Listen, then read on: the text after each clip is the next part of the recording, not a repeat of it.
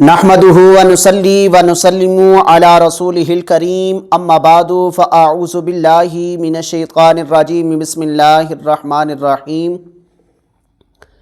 ببرکت ان اللہ وملائکتہ یصلون علی النبی یا ایہا الذین آمنوا صلوا علیہ وسلموا تسلیما۔ جو احباب میری ویڈیو دیکھ رہے ہیں، مجھے سن رہے ہیں، محبت کے ساتھ درود پاک کا نذرانہ پیش کریں۔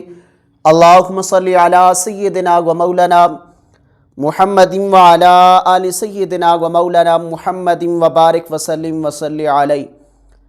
الصلاۃ والسلام علیک یا سیدی یا رسول اللہ وعلی آلک و اصحابک یا سیدی یا حبیب اللہ۔ سب سے پہلے تمام احباب کو السلام علیکم ورحمۃ اللہ وبرکاتہ۔ آج کی اس ویڈیو میں قربانی کے احکام و مسائل بیان کرنا چاہوں گا۔ پچھلی ویڈیو میں بھی کچھ باتیں عرض کی تھیں اور اس ویڈیو میں مزید گفتگو کرنا چاہوں گا۔ یاد رکھیں، قربانی کے جانور کا بے عیب ہونا کیسا ہے۔ یاد رکھیں، کانا پن ظاہر نہ ہو، دونوں آنکھیں صحیح ہوں، جو جانور اللہ کے راستے میں آپ قربان کر رہے ہوں۔ اور دوسری بات، لنگڑا پن ظاہر نہ ہو، لنگڑاتا نہ ہو۔ بیمار جس کی بیماری ظاہر ہو قربانی کے قابل نہیں ہے۔ انتہائی کمزور جانور کی قربانی سے منع فرمایا گیا۔ بوڑھا جانور کہ جس کو دیکھیں اور دیکھنے سے اس کی ہڈیاں ظاہر ہو رہی ہوں، تو ایسے جانور کی قربانی سے بھی منع فرمایا گیا۔ قربانی کے جانور کا کان نہ ہی کٹا ہو اور نہ ہی اس میں سوراخ ہو اور نہ ہی لمبائی کے رخ چیرے ہوئے ہوں۔ قربانی کے جانور کا سینگ ٹوٹا ہوا نہ ہو اور نہ ہی جڑ سے اکھڑا ہوا ہو۔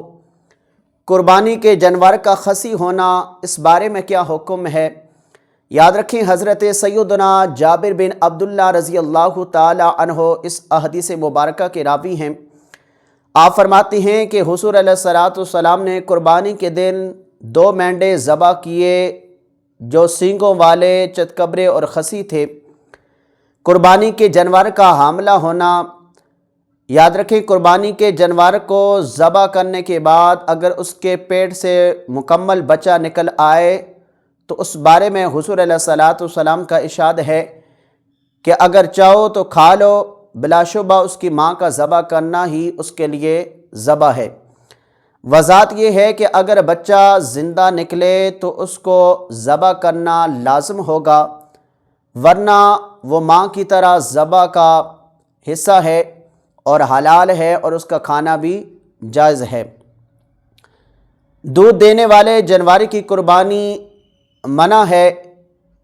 ایک آدمی نے حضور علیہ الصلوۃ والسلام سے سوال کیا، پوچھا کہ اے اللہ کے پیارے محبوب صلی اللہ علیہ وآلہ وسلم، اگر مجھے دودھ دینے والے جانور کے سوا کوئی اور جانور نہ ملے تو کیا میں اس کی قربانی کر سکتا ہوں؟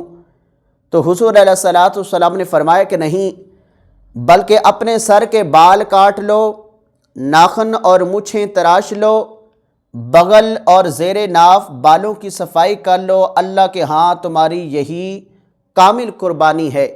دعا ہے کہ اللہ رب العزت ہم سب کو دین کو صحیح سمجھ کر اس پر عمل کرنے کی توفیق عطا فرمائے۔